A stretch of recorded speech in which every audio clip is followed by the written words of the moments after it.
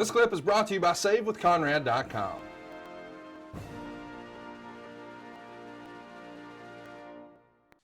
Let's jump to some questions. Dave McClay says, did you feel out of place at the event? Because at the previous One Night Stand, when the crowd chanted, "You suck," you replied, "Your mother showed me how." Well, I knew in 2005 I was a heel, and cutting a heel promo like that, I knew they would go negative on me. But in 2006, I was the wrestling machine, and I had the ECW mouthpiece. I had a couple of things on my side, so I was a little more confident that they would accept me and not deny me. Carl Hayes wants to know, did you think back in 2006, Randy would be wrestling 15 years later at such a amazingly high level with all the injuries he suffered? Well, in 2006, Randy was, I think, maybe 25, 26. So, he started wrestling when he was around 21. He was fairly young. This was in the early 2000s. And I'm not surprised Randy's still wrestling today, because he's, 40, 41 years old. He's still young. And he's done a great job at taking care of his body the last 12 years. He did some stupid crap at the beginning of his career, but he smartened up. He started taking care of his body and taking better care of himself. If you had it to do over again, you've said it a few times, you didn't take care of your body. What would you have done differently, do you think? Yoga, stretching. I would have done, what I do now, my anti-gravity machine, my neck traction machine, rollers.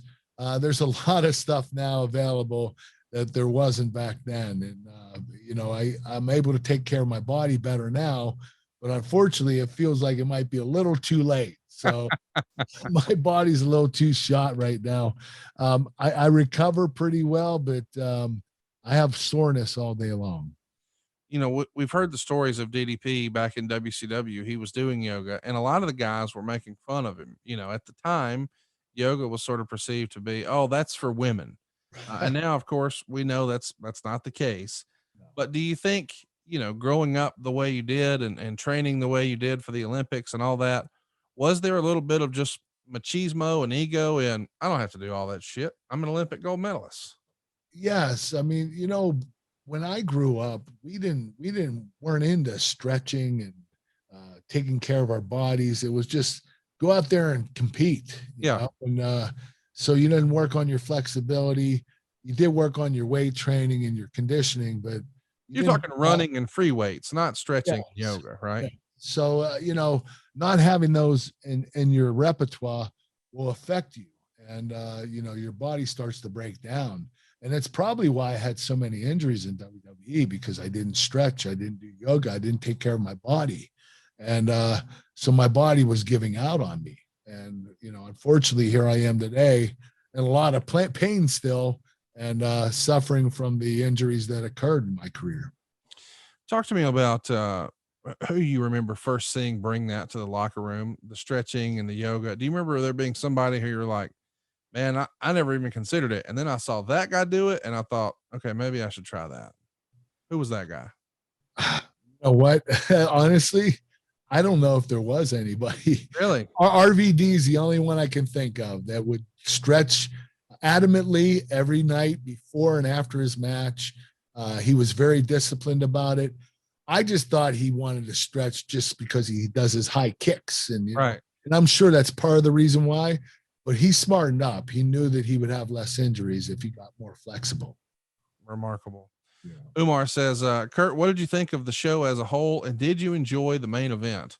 That's something we didn't really ask. Now that you're on ECW and you're sort of the brand ambassador, here you are, they're sort of marquee player at their first pay-per-view. Were you pleased with the show overall?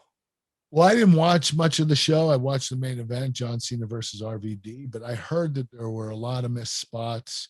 The show was a little sloppy, but I heard overall it was a pretty decent show. I just know that I'm sure some of these guys weren't, performing for a couple of years, and they brought them in and they were a little bit stale. And I think that's the reason why the pay-per-view might have been a little sloppy. James wants to know, where do you rank Randy Orton on your opponent list? Is he top 5? Without a doubt, especially heel, top 2. You don't get much of a better heel than Randy Orton. Triple H is up there. Ric Flair's up there. Freddie Blassie's up there.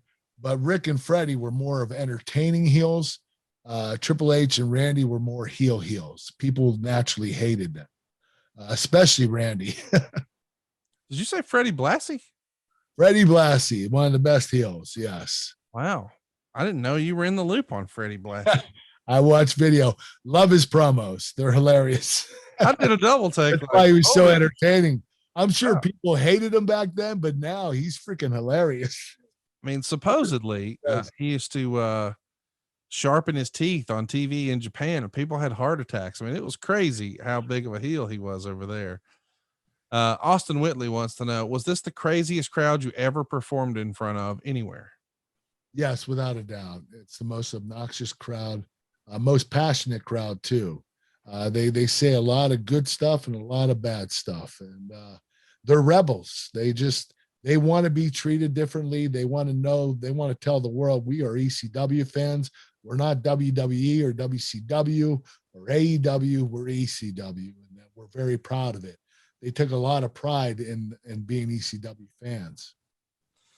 Hey, it's Conrad Thompson. Thanks for checking out the podcast here on YouTube. Be sure to hit the subscribe button and the notifications bell so you get a notice anytime we upload some new content. And go save yourself some money right now. If you're in a 30-year loan or you have credit card debt, it's not a matter of if I can save you money. It's a matter of how much. Find out right now for free at SaveWithConrad.com.